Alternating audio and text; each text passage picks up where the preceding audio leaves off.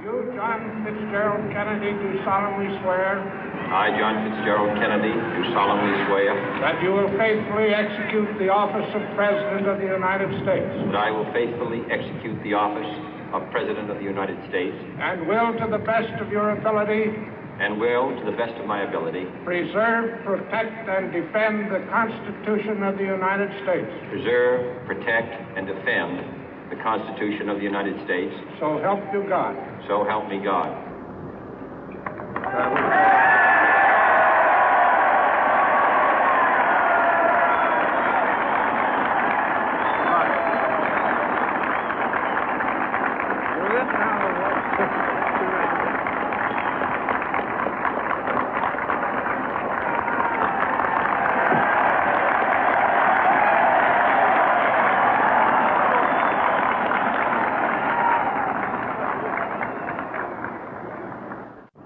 Vice President Johnson, Mr. Speaker, Mr. Chief Justice, President Eisenhower, Vice President Nixon, President Truman, Reverend clergy, fellow citizens.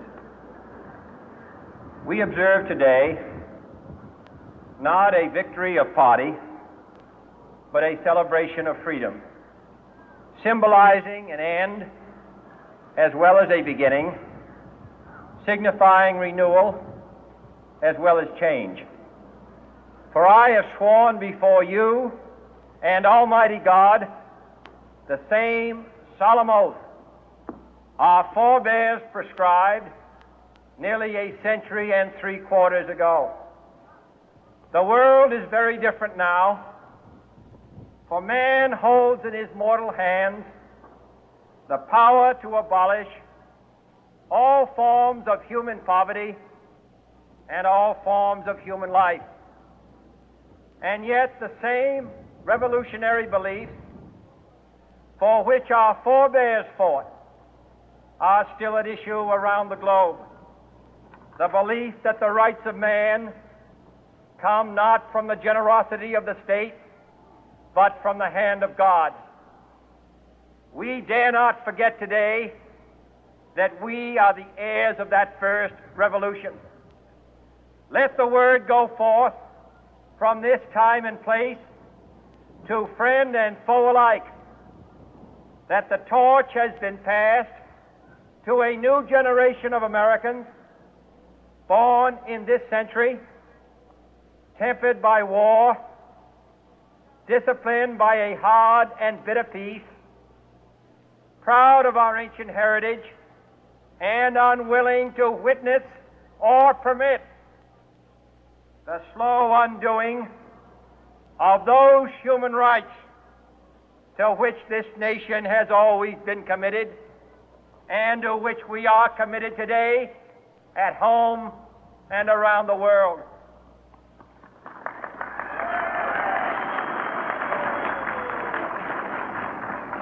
Let every nation know, whether it wishes us well or ill, that we shall pay any price, bear any burden, meet any hardship, support any friend, oppose any foe to assure the survival and the success of liberty.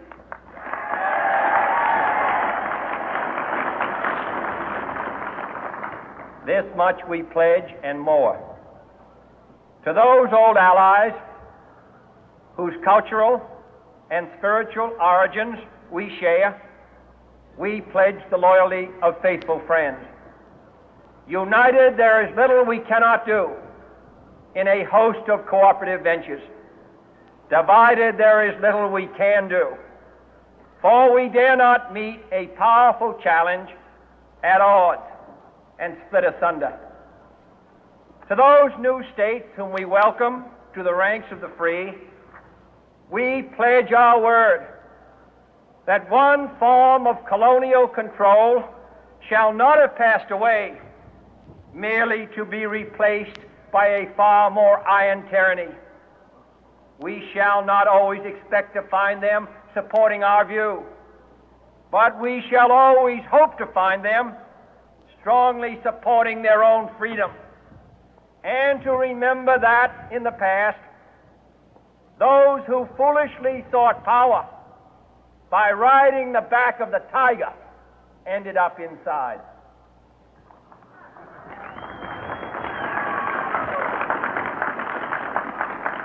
To those people in the huts and villages of half the globe struggling to break the bonds of mass misery, we pledge our best efforts to help them help themselves for whatever period is required, not because the communists may be doing it, not because we seek their votes, but because it is right. If a free society cannot help the many who are poor, it cannot save the few who are rich.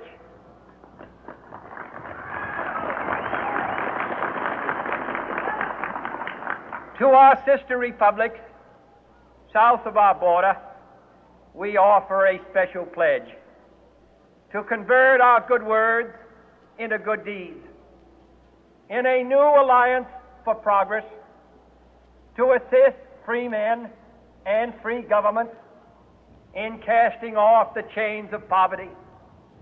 But this peaceful revolution of hope cannot become the prey of hostile powers.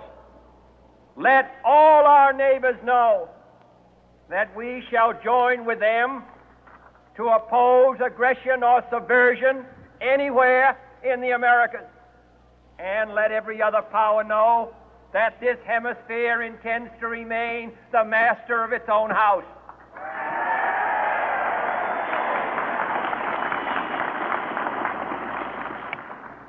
To that World Assembly of Sovereign States, the United Nations, our last best hope, in an age where the instruments of war have far outpaced the instruments of peace, we renew our pledge of support to prevent it from becoming merely a forum for invective, to strengthen its shield of the new and the weak, and to enlarge the area in which its writ may run.